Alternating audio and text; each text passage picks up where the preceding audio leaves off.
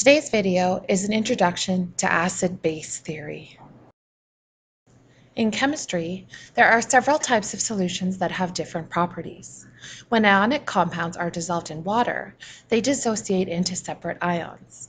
When molecular compounds are dissolved in water, they stay as discrete molecules, meaning that they don't split up into ions. Molecular compounds can be solid, liquid, or gas at room temperature, while ionic compounds are always solid at room temperature. Acidic solutions also have special properties. They conduct electricity, they turn blue litmus paper red, they neutralize acids, and they react with metals to produce hydrogen gas. Some compounds that are not considered acidic form acids when they are dissolved in water.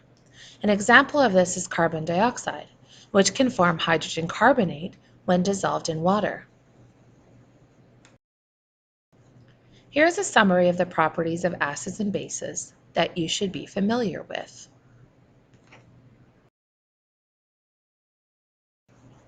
Chemists over time have sought out different theories to explain and predict the properties of acids and bases. Arrhenius is one of these chemists. His definition of an acid is a species which dissociates in water to increase the concentration of hydrogen ions.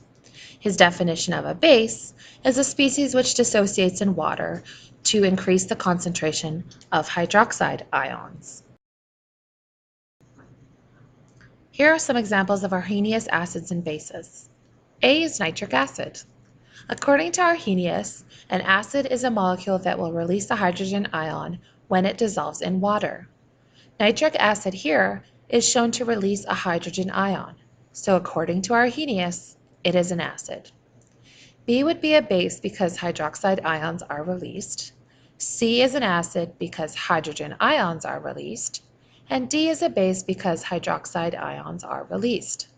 Some molecules do need to react with water initially before they are able to dissociate. Hydronium ions are what is formed when hydrogen ions are in water. Hydrogen ions are attracted to water molecules, and so hydrogen ions cannot exist in water by themselves without being attracted to a polar water molecule. Protons in solution are often called hydronium or H3O plus ions.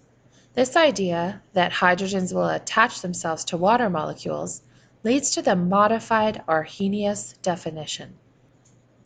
The modified Arrhenius definition takes the original Arrhenius definition to the next level by recognizing that hydrogen ions in water will combine with water molecules to form hydronium ions. The definition of a base remains the same. Here are some examples of the modified Arrhenius acids and bases. In each equation, notice that water is now included as a reactant so that hydrogen ion will have something to connect to. A hydronium ion is the product side, indicates an acid, and a hydroxide ion on the product side indicates a base.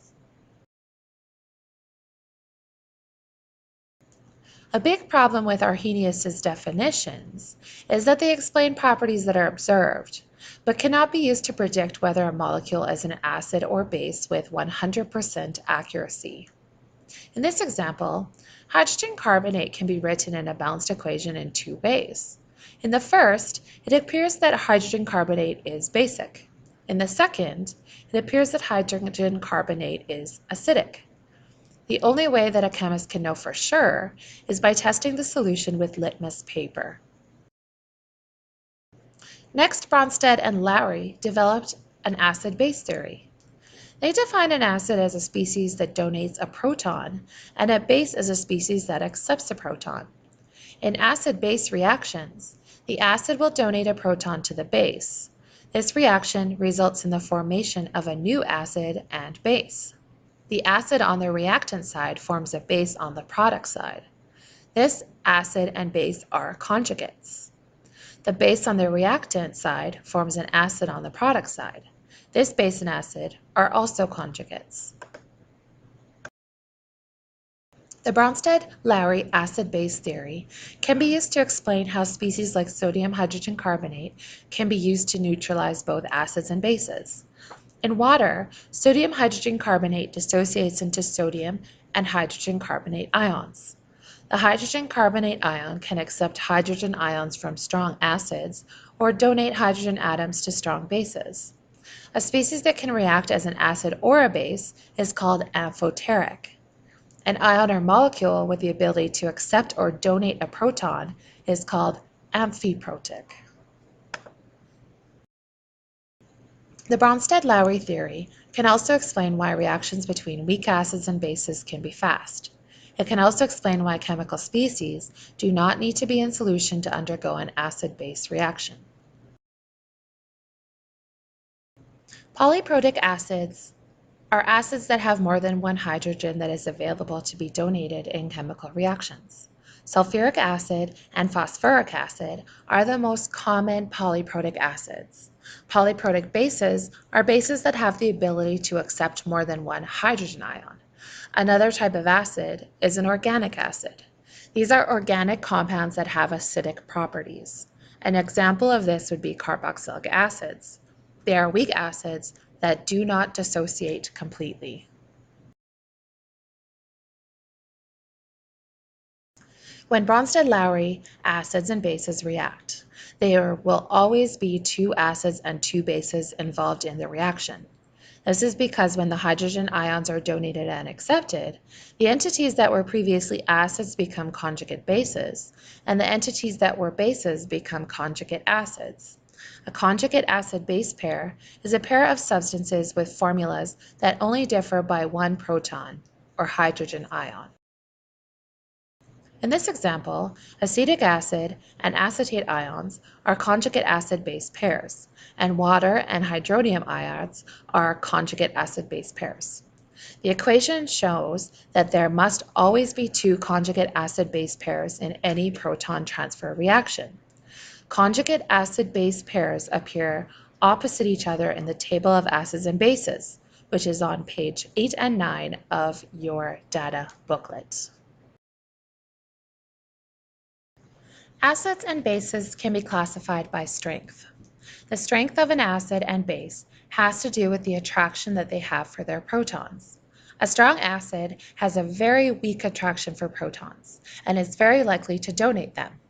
A strong base has a very strong attraction for protons and is very likely to accept or attract protons. Strong acids will have weak conjugate bases, and weak acids will have strong conjugate bases. The Bronsted-Lowry definition of acids and bases has improved our understanding of the properties of acids and bases. It is not able to fully predict which reaction will occur, but it does allow us to define acids and bases in terms of chemical reactions, rather than just how they will dissociate in water. Please complete the December 6th quiz.